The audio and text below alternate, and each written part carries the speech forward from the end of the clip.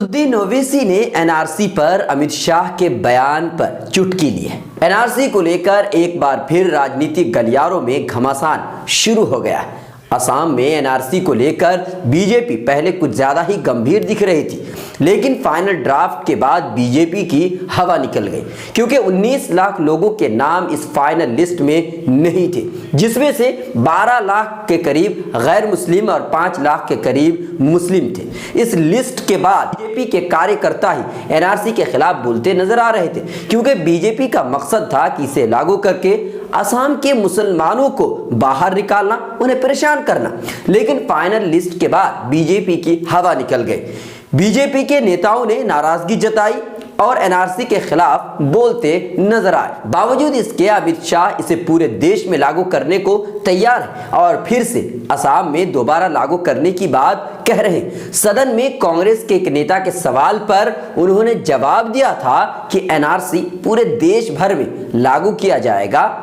इसे ही लेकर all India मजलिस इत्तेहादुल मुस्लिमीन के सदर असदुद्दीन ओवैसी ने चुटकी ली है और बीजेपी को घेरा है। उन्होंने ट्वीट करते हुए लिखा है कि खोदा पहाड़ निकला चूहा।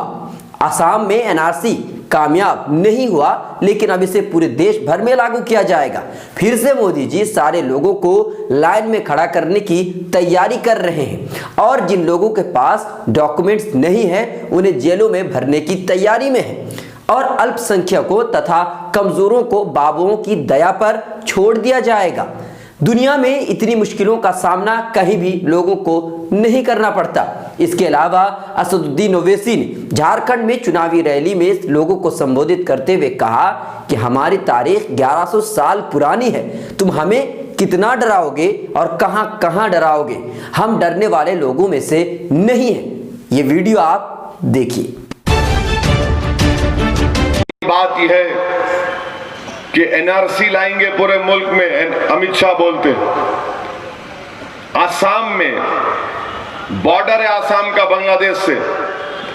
आसाम में एनआरसी हुआ, 3 करोड़ 11 लाख लोगों के नाम आए, 19 लाख लोगों के नाम नहीं आए, जिसमें से बोलते हैं कि 6-7 लाख मुसलमान है, बाकी दूसरे तबके के गोरखा है, आदिवासी लोग हैं। मगर मकसद क्या है कि डराना। किसको डराना? मुस्लिम अक़लियत को डराना। याद रखो, इस मुल्क में मेरी तारीख 100 साल की नहीं है, 200 साल की नहीं है, 300 साल की नहीं है, 400 साल की नहीं है। इस मुल्क में मेरी तारीख 1100 साल की मेरी तारीख है। 1100 साल की तारीख है। अब आप कहां कहां से एनआरसी पूछेंगे, किस किस से जाके पूछेंगे? मकसद एक ही है कि एक डर और खौफ का माहौल पैदा किया जाए। मगर बीजेपी कहती है कि अगर कोई नॉन मुस्लिम होगा तो 11 साल के बजाय 6 साल में शहरियत मिलेगी। अगर कोई बाहर से आके यहां टिक गया तो सबको शहरियत देंगे सिवाय मुसलमान के। बताइए आप, ये फिरका परस्ती नहीं है तो क्या है?